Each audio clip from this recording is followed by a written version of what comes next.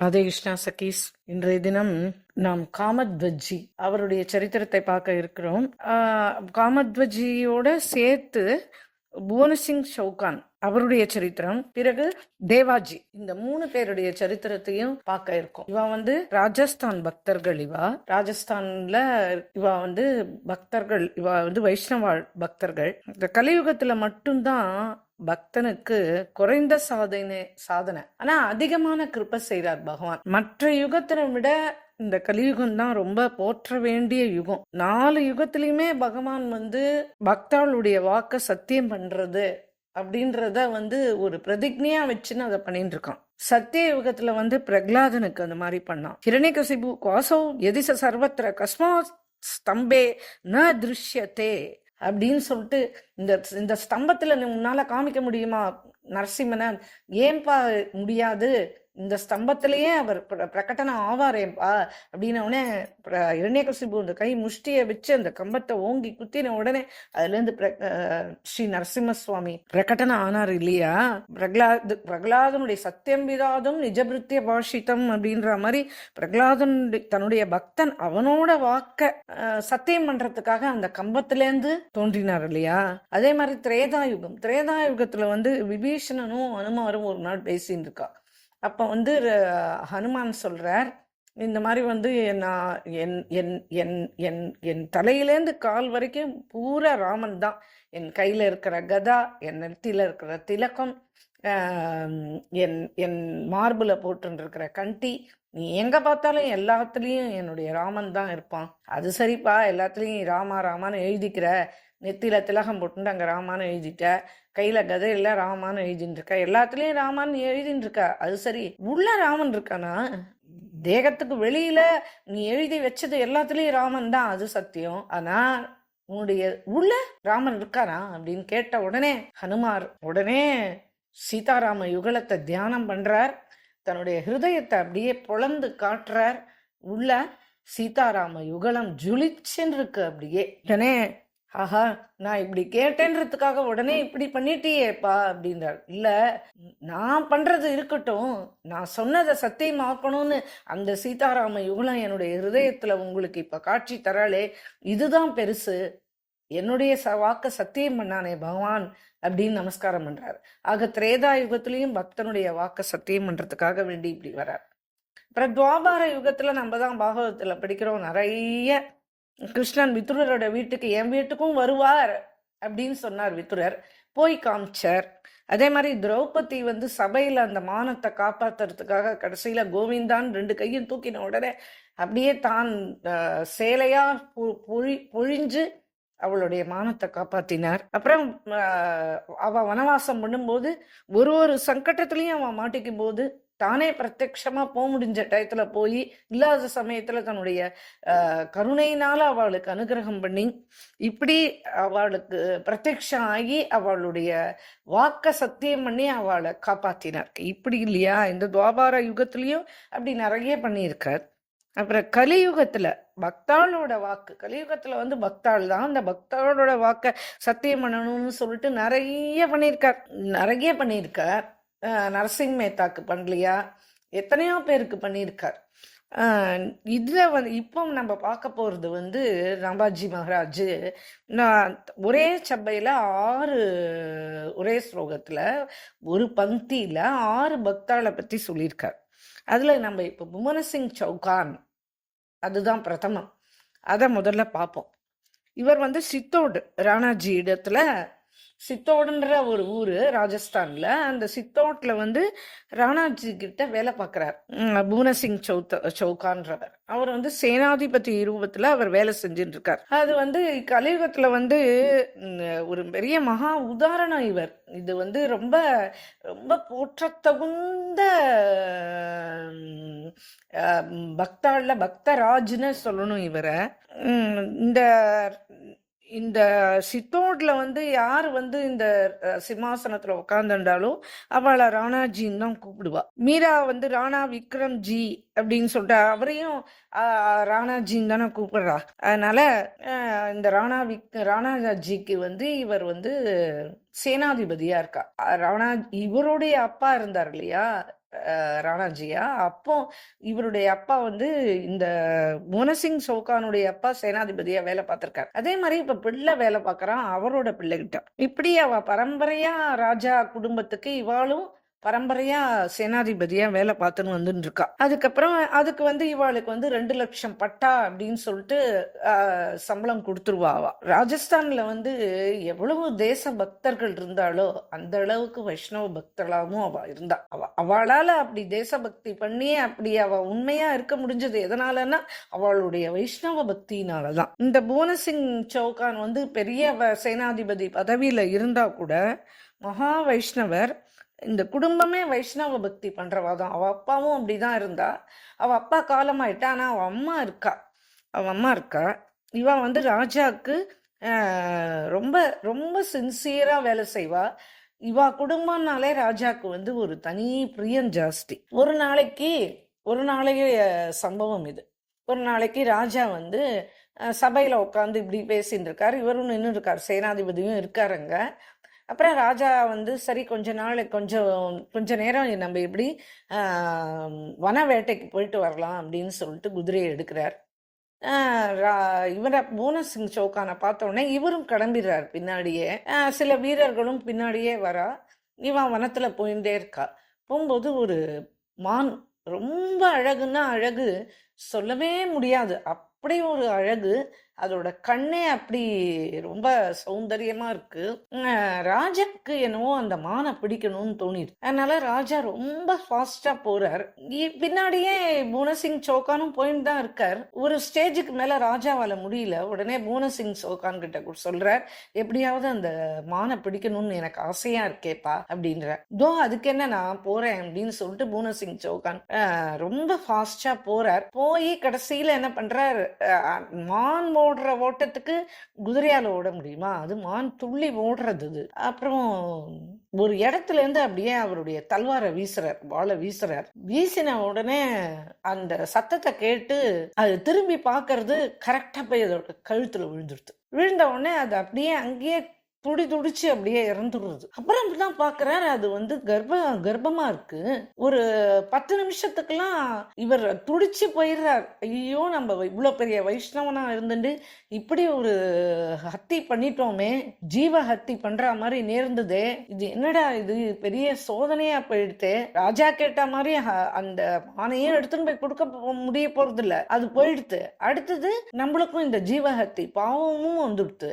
இது என்னடா, இது பெரிய சோதனை அப்படின்னு சொல்லிட்டு என்ன பண்றாரு, அந்த மானை போய் தடவி கொடுத்து எல்லாம் பண்ண உடனே அந்த குட்டி வயிற்றுல இருந்து அப்படியே வந்து விழருது. அந்த குட்டியும் விழுந்த உடனே, ஓ, இந்த கர்ப்பிணியா இருக்கிற மானை நம்ம இப்படி சமாரம் பண்ணிட்டோமே அப்படின்னு அவர் வருத்தப்படுறார்.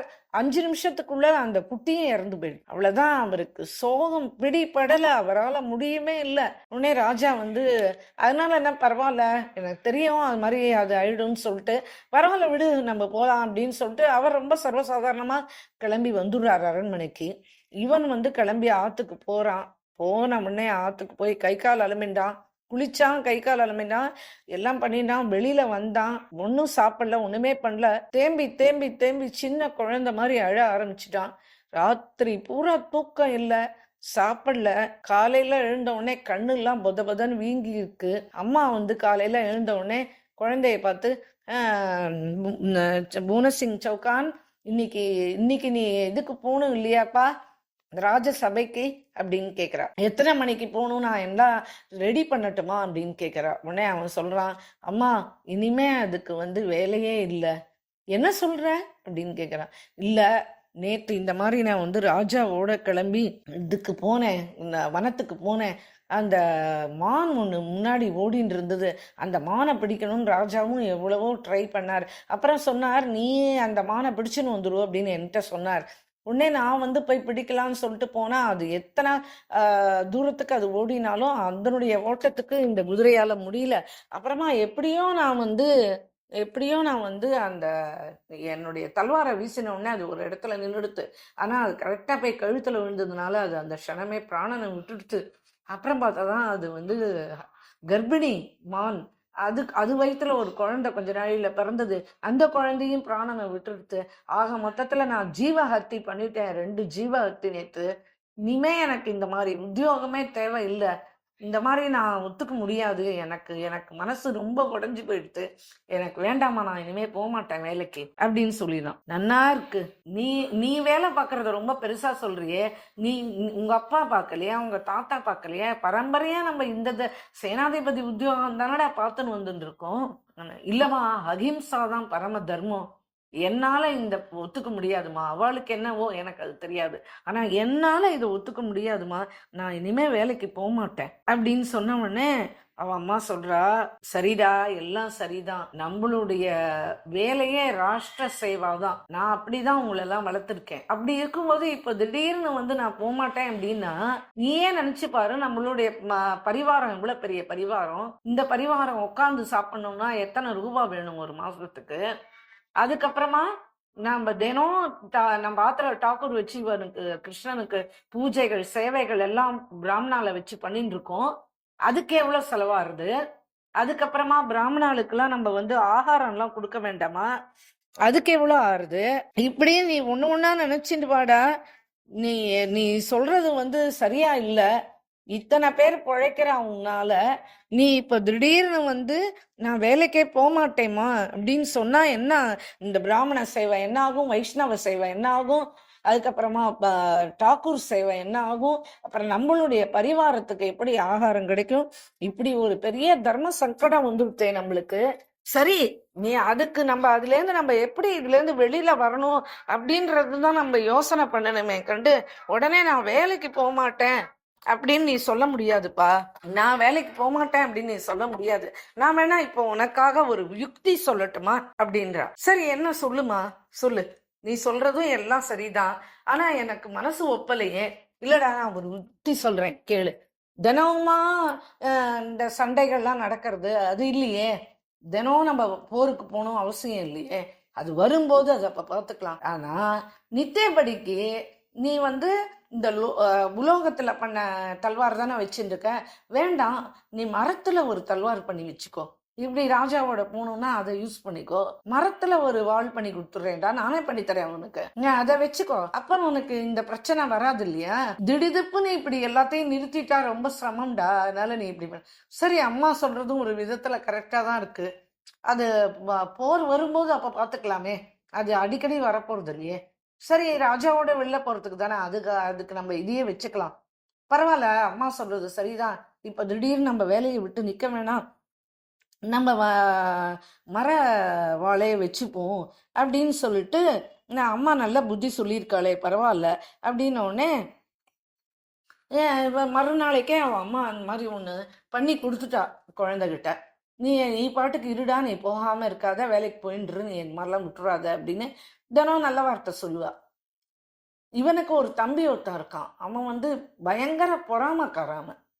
அவன் என்ன பண்றான், ராஜாட்ட போய், ராஜா ராஜா ஒரு விஷயம் உங்களுக்கு சொல்லணும். என்ன? இல்ல, போனசிங் சௌகானை பத்தி சொல்லணும். என்ன சொல்லணும், ரொம்ப நல்ல பையனாச்சே அவன், ரொம்ப உழைப்பாளியாச்சே, அவனை பத்தி என்ன சொல்றதுக்கு இருக்கு.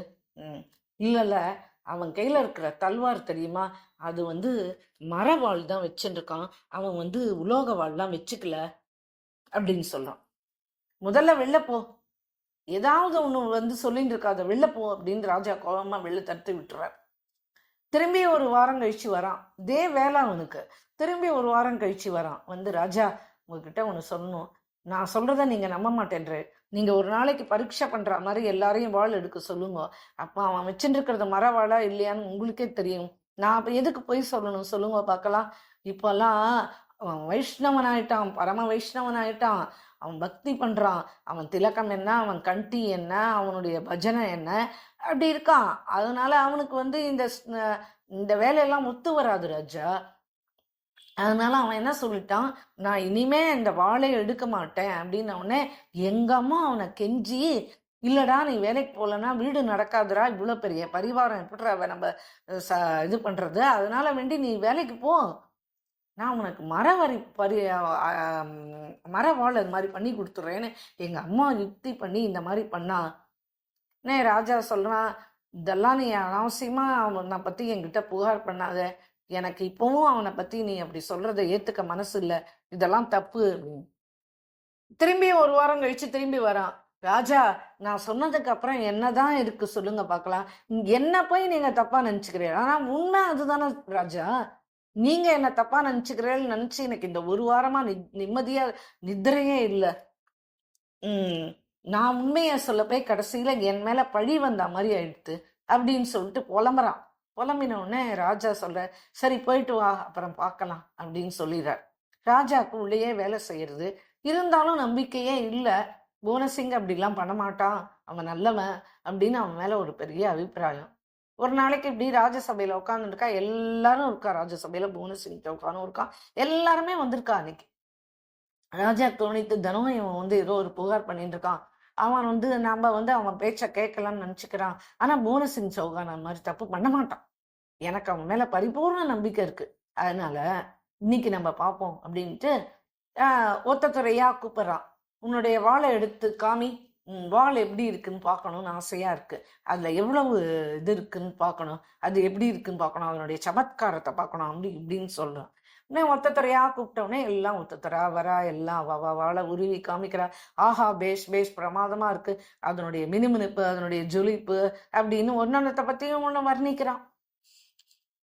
எல்லாரையும் கூப்பிட்டாச்சு. கடைசியில பூனசிங் நீ வாப்பா அப்படின்னு சொல்லிட்டு சொல்றான். உடனே பூனசிங் எழுந்து வரான். அவன் வந்து தன்னுடைய இஷ்ட தெய்வமான சதுர்புஜநாத்தை தான், அவள்லாம் சதுர்புஜநாத் துவாரகாதீஸ்வருடைய இது சதுர்புஜநாத்தை தான் அவ ரொம்ப கொண்டாடுவா. அவ கொண்டாடுறதே சதுர்புஜநாத். மீராவே சதுர்புஜநாத்தை வச்சுதான் பஜனை பண்ணா, அவனுக்காக கோயில் கட்டினா. சதுர்புஜநாத்னா ரொம்ப பிடிக்கும். இன்னைக்கும் போனானா நம்ம வந்து ஸ்ரீநாத்ஜி கோயிலுக்கு முன்னாடி மீரா பண்ண பஜனை குட்டீரம் இருக்கு, அதுக்கு எதிர்க்க சதுர்புஜநாத் கோயில் இருக்கு. அவ உட்காந்துன்று பஜனை பண்ற இடத்துக்கு நேர் எதிர்க்க சதுர்புஜநாத் மந்திர். அவளுடைய குட்டீரம் ரொம்ப சின்னதா இருக்கு. அங்க நீங்க அங்க போனேன்னா கண்டிப்பா பார்க்கலாம். ஸ்ரீநாத்ஜி டெம்பிளுக்கு போனேன்னா ராஜஸ்தான்ல இது கண்டிப்பா பார்க்கலாம். அப்ப வந்து இந்த சதுர்புஜநாத்தை தான் நினைச்சுக்கிறான். சதுர்புஜநாத் நீ தான்ப்பா எனக்கு, நான் என்ன சொல்லுவேன் எனக்கு ஒண்ணுமே தெரியல அப்படின்னு நினைச்சுட்டு உடனே அவன் என்ன பண்றான், ராஜாக்கு கூப்பிட்ட உடனே பூனசிங் சௌகான் பகவானை நினைச்சுட்டு அப்படி வரான். அப்போ சொல்றான், மேரே தல்வார் தாருமைய, மேரே தல்வார் சாருமை நைய அப்படின்னு சொல்றான். அவன் வந்து அப்படி சொல்லணும்னு நினைச்சுட்டான். ஆனா அவன் சொன்னது என்னன்னா, மேரே தல்வார் சாருமையன்னு வந்துடுது. ராஜா வந்து எடு பார்க்கலாம் அப்படின்றார். உடனே இப்படி எடுக்கிறான், அப்படியே பல பல பல பல பலன்னு அப்படியே ஜொலிக்கிறது, அவ்வளோ ஒரு அற்புதமா இருக்கு.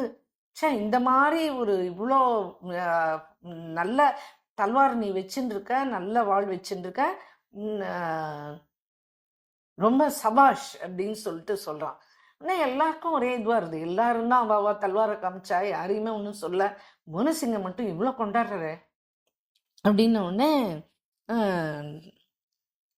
ராஜா வந்து இப்பவே போய் பூனசிங்கனுடைய தம்பியை கூட்டின்னு வாங்கும், அவனுக்கு உடனே நான் மிருத்யு தண்டு கொடுக்கணும், அவனுக்கு அவனை தூக்கிலேத்தி ஆகணும், அவன் இனிமே இருக்கக்கூடாது. ஒரு வருஷமா என்கிட்ட வந்து லக்கடி தல்வார் தான் வச்சுட்டு இருக்கான், அவன் வந்து மரத்தல்வார் தான் வச்சுட்டு இருக்கான், மரத்தல்வார் தான் வச்சுட்டு இருக்கான்னு சொல்லிட்டு இருந்தான்.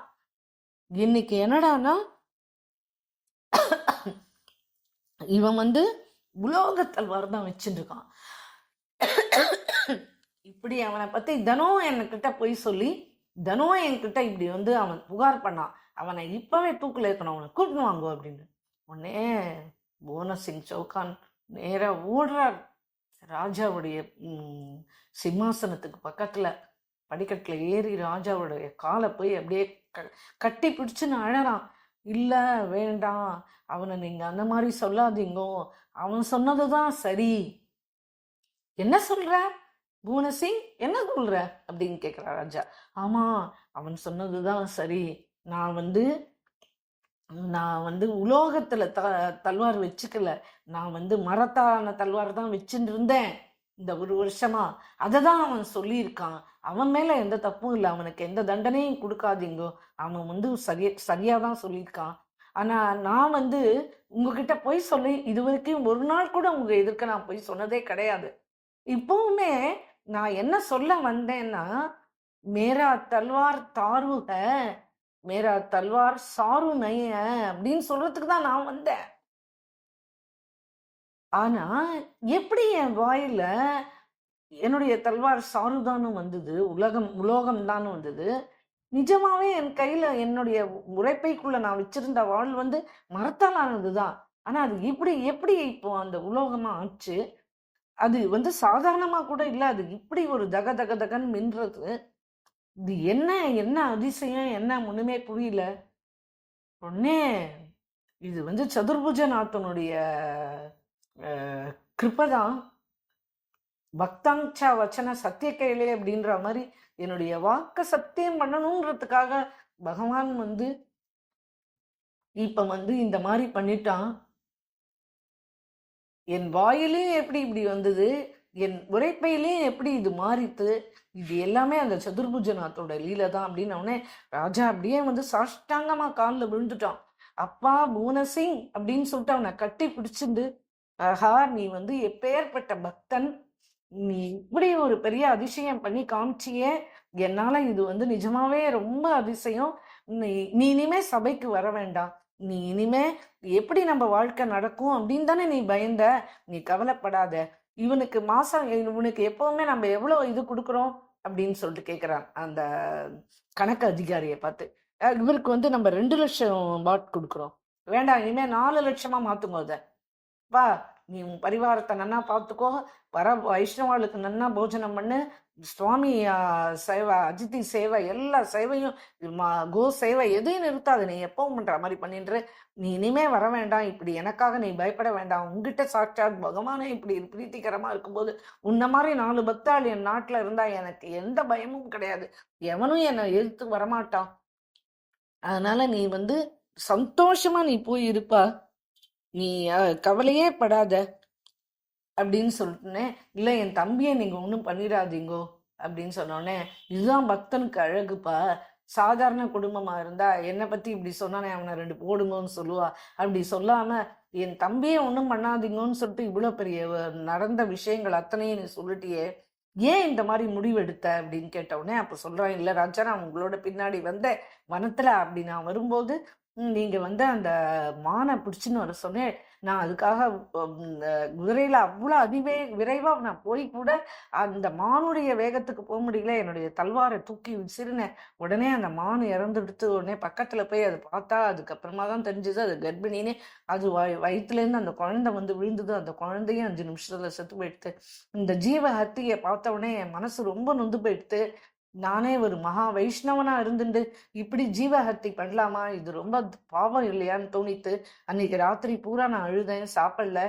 எங்க அம்மாட்ட சொன்னேன், எங்க அம்மா வந்து இல்லடா இதுக்காக நீ வேலையை விடாத, நான் உனக்கு மரத்தல்வார் பண்ணித்தரேன், தினமுமா போருக்கு போயின்னு இருக்கணும், அப்படி ஒன்றும் இல்லையே, ராஜாவோட போகும்போது இதை உபயோகப்படுத்திக்கோ, அதுக்காக இப்போ நம்ம பரிவாரம் வைஷ்ணவாள் நம்மளை நம்பி வரவா, நம்ம ஆத்துல இருக்கிற பிராமணா இவாளுக்கெல்லாம் நம்ம ஆகாரம் கொடுக்க வேண்டாமாடா, திடுதிப்பு நீ வேலைக்கு போகலன்னா எப்படின்னு எங்க அம்மா தான் இந்த யுக்தியை சொன்னா, அதனாலதான் நான் இப்படி பண்ணேன். எல்லாத்தையும் உண்மைகளை அப்படியே அன்னையில நடந்தது அத்தனையும் சொல்லி, அதனாலதான் நான் இந்த மாதிரி மர தல்வார் வச்சுக்க சொன்னா எங்க அம்மா. சரி யோசிச்சு பார்த்தேன், போர் வரும்போது பார்த்துக்கலாம், இப்பத்துக்கு இது போதும் அப்படின்னு தான் நான் அதை வச்சிருந்தேன். திடீர்னு வேலையையும் விட முடியாது, இப்படி ஒரு தர்ம சங்கடம் வந்துட்டேன்னு எங்க அம்மா ரொம்ப வருத்தப்பட்டா. கவலைப்படாதப்பா, உங்க அம்மாவும் வருத்தப்பட வேண்டாம், இந்த மாதிரி 4 பக்தாள் என்னுடைய ஊர்ல இருக்காளே, இதுக்கு நான் ரொம்ப கொடுத்து வச்சிருக்கேன் அப்படின்னு சொல்லிட்டு அவனுக்கு எல்லா மானியமும் அதிகப்படுத்தி இன்னும் 2 லட்சம் பாட் அதிகப்படுத்தி அவனுக்கு சந்தோஷமா அவனை வீட்டுக்கு அனுப்பி வச்சார். இப்படி பகவான் வந்து தன்னுடைய பக்தனுடைய வாக்க சத்தியம் பண்ணணும்ன்றதுக்காக வேண்டிய இப்போ இப்போ இந்த ஒரு 200-300 வருஷத்துக்கு முன்னாடி நடந்த உண்மை இது, உண்மை சம்பவம் இது, சச்சி கட்னான்னு சொல்லுவா அவெல்லாம். அந்த மாதிரி அந்த சதுர்புஜநாத் கோயில் இன்னைக்கும் அங்க இருக்கு, அது போய் பார்க்கலாம் நம்ம. அந்த மாதிரி இந்த மாதிரியான ஒரு பெரிய பக்தர்களுடைய சரித்திரத்தை இன்றைய தினம் நம்ம ஸ்மரிச்சுக்கிற ஒரு பாக்கியம், அதுக்கு வந்து ஸ்ரீ அண்ணாக்கும் நம்ம கிரிதாரிக்கும் தான் நம்மளுடைய பரிபூர்ண நமஸ்காரத்தை சொல்லிக்கணும். ராதே கிருஷ்ணா.